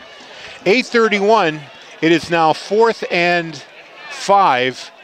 And they're going to punt the ball away. They figure they got too much time left on the clock here, and they don't want to give Winnacunnet any more field position than they already had. So Crowley is back to punt, and the fog gets thicker and thicker, and it looks like there's nobody back for Winnacunnet. They're just going to let the ball drop. They're not even going to try to return this. The ball goes out. It's a good kick by Connor Crowley, and it rolls. It takes a great roll. And it looks like it reaches the 21-yard line. So an excellent kick there by Crowley, a kick that the Warriors didn't even try to return. So with 8:19 left to play, the Warriors will be at their own 21-yard line with a 20-8 lead over the Bulldogs. Well, I got to tell you right now, the Winnacunnet Warriors have to be feeling pretty good about themselves, but I'm sure a coach is going to remind them that there's 8:19 left. Bedford's an explosive team. Never count them out. You got a great coach and no mistakes here, no turnovers. Yep, absolutely. But let's go back to what he had to say in his interview. We need to score a lot of points, no mistakes, and hopefully Bedford. Well, they scored enough. They definitely scored enough points, and they've kept the Bedford offense in check all day. There's a carry by McDougall. He carries it himself up the middle and gets it up to the 32-yard line. That was a 10-yard gain. Okay, I know that Hanson is a big boy in the middle of 306, but let's tip our hats to the other linemen that are in there. We could probably look at that, trying to catch. They're not munchkins either. Yeah, I know. They're pulling about 250 apiece. That is a big front line for the Winnacunnet Warriors, and they are wearing down. They've earned that name, the Pigs. Yeah, and they say that with pride, folks. That was first and 10 from the 32-yard line now for Winnacunnet. And the handoff stuffed right there. Might have been a loose ball. I see some movement there. I don't see Bedford jumping on. And somebody's hurt. Number 87 for Winnacunnet. Joe McDougall. Yeah, it's Pat's brother. He comes off kind of holding his arm. He's the younger of the McDougalls. He's a junior and Pat is a senior. And he's bigger than his brother Pat. He's 6'5" and Pat's 6'3". We can't tell who carried that ball, but there was no gain on the play. And it's 2nd and 10 from the 32 for Winnacunnet. 7:11 left in the contest. And the pitchback almost caught them. And they caught number 28 Fuller. They dropped him for a huge loss. That was a the Bulldogs blew that play up. Yep, they did. They nearly got to McDougal on the pitch, and McDougal pitched it back, and Fuller got brought down even further back. I think with 6:47 to go in the fourth quarter with Bedford down 28, what Bedford's got to do is start looking at the positives right now. They're not out of it by any means, but that is a great stop for them. Keep them pumped up, guys. Come on, Bulldogs. Stay focused, and we got number 5 down right now. Sorry for the Bulldogs. That's Mumpini. He's down. Mumpini's hurt? Yep. He's kind of sitting there trying to get up. Yeah, I saw him get up limping, and he tried to tough it up, but tough it out, I should say. And he is up, but he's limping. Let's give you a quick rundown on the scoring. Granger, with a 44-yard pass from McDougal, made it 6-0 in the first quarter. A safety by Norfleet made it 6-2 for Bedford, or actually 6-2 Winnacunnet. 28-yard run by Powers in the second quarter with 4:38 to go, made it 13-2 for Winnacunnet. Aganos with a 20-yard run in the third quarter, 4:57 mark, made it 13-8. Aiello missed a point after. That was the first miss of any kick for Aiello this season. And Fuller with the 3-yard touchdown run for Winnacunnet, making it 20-8. So Mumpini has left the field on his own power, limping. 6:28 left in the game. And it is a fourth and 13. I thought it was third. Yeah, it is fourth. Lost track of the downs. It is 4th and 13 now. On the Winnacunnet 28. So the Bulldogs defense did its job. They held Winnacunnet and drove them backwards. Yep. So now, are they going? I have to believe they're going to punt the ball away. I can't imagine them going for it or trying something fancy on 4th and 13. Hey, while they're working this out, I just want to let the viewing audience right now, this is the first time that we are using some new equipment that allows us to go on the road, go anywhere, and broadcast back to our studios in Bedford. This system can go off of Wi-Fi or can go off of cellular, and I hope you're enjoying the broadcast. It's our first away game broadcast. And it looks great. So here we go. It's a throw and a catch on 4th down to Welch. It was a third down play. Yeah, we didn't. Okay. The scoreboard got mixed up. It was 3rd and 13. And McDougal makes the throw over the middle to Welch to the 46-yard line. It's a first down for the Warriors. Okay, this sounds like deja vu. McDougal to Welch, McDougal to Welch, McDougal to Welch, and that was the best play-action pass of the game so far. Although there's others that are close to it. What a great combo. Just crossed the 6-minute mark of the game. First down for the Warriors at the 46. And there's a handoff. Big gain there by Fuller. Yep. 28. He gets it all the way to Bedford territory over to the 47-yard line. I think that 7-yard gain. Pass completion just took the air out of the Bedford Bulldogs. If they could have stopped them there, they might have had a chance. But I think at this point it's really going to be hard to come back with 2 scores. They're down 12. 2nd and 3. 5:29 left now. Winnacunnet taking their sweet time on these snaps. They set, and McDougal keeps it himself, but he's stuffed. No gain. Patrick McDougal, the ball carrier. Perfectly, I'm sure Coach O'Font is perfectly happy with just running the clock down at this point. Doesn't matter how many yards they get. Makes sense to me. You've got pretty soon, as a matter of fact, we've got 5 minutes to go in the fourth quarter, 20-8. Winnacunnet Warriors. They gave McDougal forward progress, so now he's at the 45. The Warriors are with 3rd and 1 with 4:49 left to play. The Warriors set. Two backs in the backfield. It's a handoff. And driven back, the question is, do they give him forward progress? The one official says no. They kept him at the 45-yard line. It looks like it's going to be a 4th and 1. Or will they try the measure here? They gave him the length of the football over the 45-yard line. Still not enough for the first, and I guess not close enough for a measurement. So it's going to be 4th and a very short one, maybe just a 1.5 feet or so for a first down. And let's see what the Warriors decide to do here. Will they go for it, or will they punt the ball away? curious, that question that everybody asks. So what do you think the Bulldogs will take away from this game? It's not over yet. It's 4:28. Well, I think they're going to take away the mistakes. The 2 interceptions, the fumble that cost them a chance at a field goal at the end of the first half. The 2 interceptions. I said that. You did say the that. Penalties that stalled their first drive. Yep. It looks like they're going to go for it on 4th and 1 from the 45-yard line. Snap forward and forward progress. It looks like they got it. Yep. Looks like McDougal carried it forward. He got it down to the 43, and it's a first down. And that might have just cinched the game for the Warriors. Consistent. I mean, I'm sitting here watching. They'll probably make it. I mean, it's just that at this stage of the ball game, and you're down, 20-8. Are we speechless? A little bit. Well, it's 1st and 10 from the 43 of Bedford. Warriors just happy to run the clock out. Here's a handoff. That's Powers powering his way up to another first down at the 33-yard line. They hit the line quick. They're concealing the ball. The play action, everything is so smooth right now. I mean, I haven't seen that in a high school game for a while. It's a very impressive team, very powerful Winnacunnet team, making full use of that front line. I don't know how many, again, we have no stats to go by, but they must have at least 200 yards rushing today, if I were to guess. Oh, easily. And there's a handoff again, the Powers. This time he gets stuffed at the yard with about a yard gain up to the 32.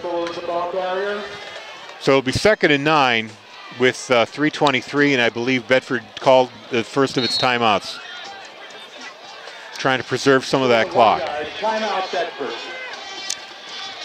Want to give a shout out to the Bedford girls volleyball team. 3-1 victors today. They also played here in Winnacunnet, and they were victorious, so good for them with a win. Have we had another update on Goffstown and Exeter? 3:23 left, 20-8.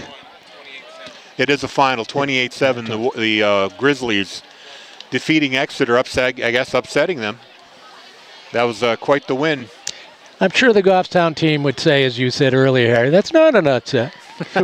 we had them all the way. We were favored. What are you talking about? In our minds.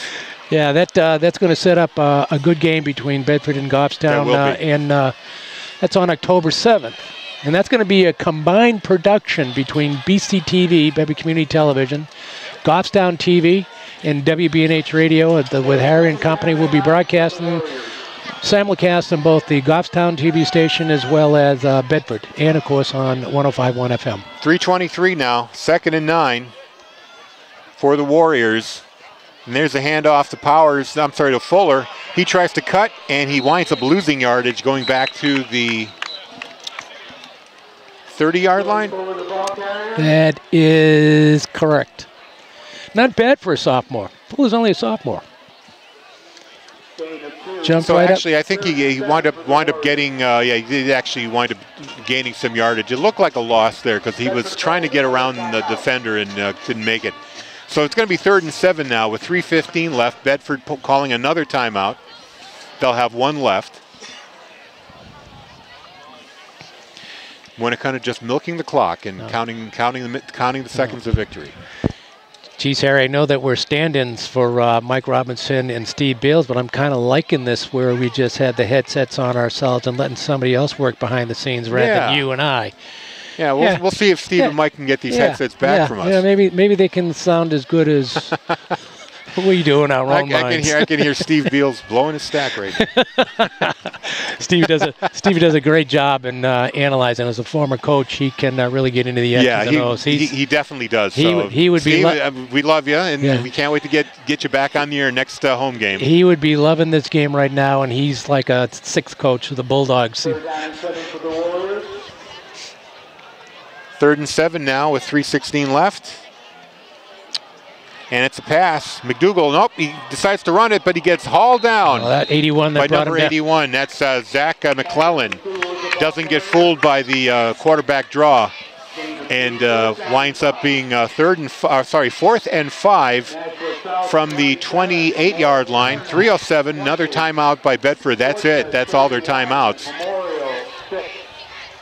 I think at this stage of the ball game, what Bedford wants to do, get the ball back in your hands, try and go down for a score. Just, finish the game with some perfection and something to just say, okay, let's take this as just something. Do something right. Yeah. Just get some momentum for next week. And speaking of next week, they're going to be the Bulldogs will be traveling to Spalding, to Rochester, to take on the Red Raiders of Spalding. I don't know how the Spalding did today, but we do know that they have not won a game yet this season. So. Right. We'll see how that works out. That's going to be a game next Friday. Yep. And we're trying to work out an arrangement with Red Raiders Radio, WMEX LP. Yep. So we'll try to get you the game next week. Won't be a Bedford crew, but it'll be the Red Raiders calling that game. But at least you'll be able to hear the action. Here on 4th down and 5, it's a pass dropped back by McDougal, finding Welch, but he overthrows him. So turnover on downs with 3:02 left. That Welch connection with McDougal didn't quite work out there, a little too far. Well, as I said, it's just throw the ball near him until it went really way over his head. I still thought there was going to be some magic with him picking it, picking it out of the air. The Inspector Gadget arms up. Oh my God! Grabbing him. I think, so Bedford gets the ball back now at their own 28-yard line with 3:02 left in the game and a 12-point deficit. Roberts has to go back to the air. Goes to Chabrick. Finally makes a connection there up to the 32-yard line. Gain of 4. It'll be 2nd and 6 for the Bulldogs with 2:58 left to go. Probably a lot of down and outs to get them out of bounds to stop the clock. Roberts in the shotgun. Going to the opposite field. Throws it to 16. That's Glennon. Short gain only up to the 34. It's going to be, or up to the 36. It's going to be 3rd down and 3. Clock is running. There's the throw. And complete. That goes out to the 50-yard line. Correct me if I'm wrong, but is that one of the first short passes over the middle that we've seen all game? Absolutely. Yep. I think that went to Lagulin. I'm not sure where that was early in the game, but 1st down in Winnacunnet territory at the 49-yard line. In the shotgun, another throw to the sideline. It went. I can't tell with this fog. It went into a cloud, never to be seen again. I believe that was incomplete. So 2:20 left. 2nd and 10 from the 49. Seriously, folks, we cannot see across the field. I think, Chris, you probably can show that to the viewing audience, right? They can see that. Roberts in the shotgun again. Back to throw over the middle. It looks like it was tipped. And did 42 come up with it? No. Or are they calling it? No, the officials say it hit the ground. I like, the Warriors. That was Carter Harvey who tried to make the interception. Those defensive guys are dropping, and they're keeping their hands up. How many times will a D guy come hard at you, but not forget to put the hands up on the pass? 2:15 left here, 3rd and 10. Throw across the middle to Lagulin, and it looks like he's got the 1st down. He's down to the 39-yard line, and it's a timeout for the 1st down. 2:08. I wonder if the scorekeeper forgot to start the clock there. 2:07 now. 1st down for Bedford. Back to in the shotgun, a throw, and intercepted apparently. Wow. Who caught that? I would say number 3. Was that Granger? Yeah, that was Granger with the interception. 3rd interception by Robert today. I couldn't tell whether it was tipped or not. Chris, did you see anything from your viewfinder? And he can't either. So. It was a low throw. Yep. And it might have been deflected. It was a short pass, over the middle, slightly to the right sideline.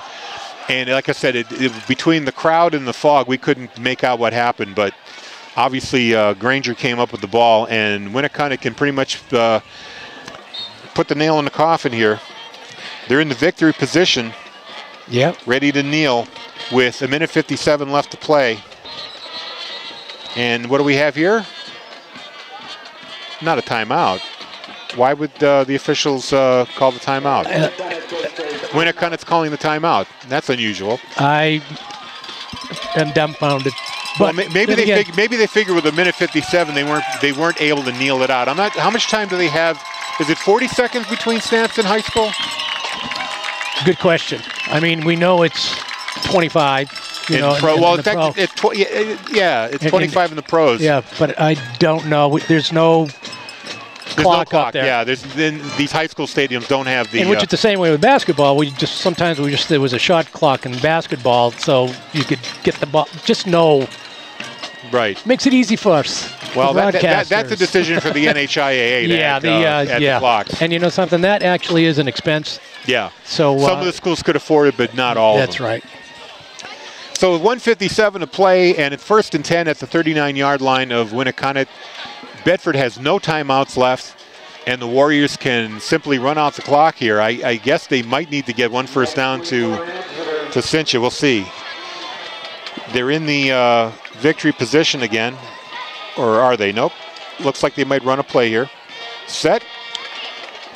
And running ahead is trying to get a number here. That was Fuller, and he gained 2 yards, I believe, up to the 41-yard line. Clock is ticking now down to 1:40. This is a very, very, very good victory for the Winnacunnet Warriors. And yeah, they earned it. They definitely earned it. I mean, Bedford made their mistakes, but those mistakes were forced on them by the Warriors. That's correct. 2nd and 8 from the 41-yard line. They set and snap and a handoff up the middle for another 2 yards. I believe that was Fuller again. Yep. We're down to a minute 8, and it's 3rd down and 6. So it's going to be a quiet bus ride back to Bedford. But, make that 3rd and 3. But I am confident that Coach Stank is going to say, boys, just like Bill Belichick, we're on to Spalding. That's right, we're on to Spalding. And this will be a learning opportunity for them. They're going to look at the film, assuming they could see anything through the fog, and see what went wrong and try to learn from there. So 3rd and 3 for the Warriors with 35 seconds left to play. It's a handoff up the middle, and that gets stopped for no gain at all. I believe that was Fuller again. Yep. They're, we talk about McDougal, Welch, Fuller, Powers. That's a lot of talent out there. So they lost to a talented team, a better team tonight. Doesn't mean in the playoffs, if they meet one another, that's going to happen. But you're right. Look at the film, see where you went wrong, and then just hope for the best if you guys meet again. 5, 4, 3, 2, 1, game over. And the Bulldogs lose their first of the season, their first in 2 years. That's correct. And the final score, Winnacunnet 20, Bedford 8. And yes, congratulations to the Warriors. An excellent game plan today, a physical game plan. They took it to the Bulldogs, and the Bulldogs, they did their best. They tried to stop them, but too many turnovers, 3 interceptions by Connor Robert today, and too many penalties at inopportune times. Oh, also a fumble by Connor Robert. Not Robert's best game today, but I think, like you said, they're going to take their lessons from this game and hopefully come back strong next week against Spalding. What can I say? Everybody seemed, something. If everybody had a tough game, you forget it, you move on, and Coach Stank is going to make sure that the guys forget this one and move forward. On to Spalding. So next week it'll be Spalding next Friday, and like I said, we're working on the broadcast for you. For our crew, Bill Jennings, I'm Harry Kozlowski, Chris Gentry on camera. Thank you very much for tuning in. The final score, Winnacunnet 20, Bedford 8. You're listening to Bedford High Football on Bedford 105.1 and BCTV Channel 23.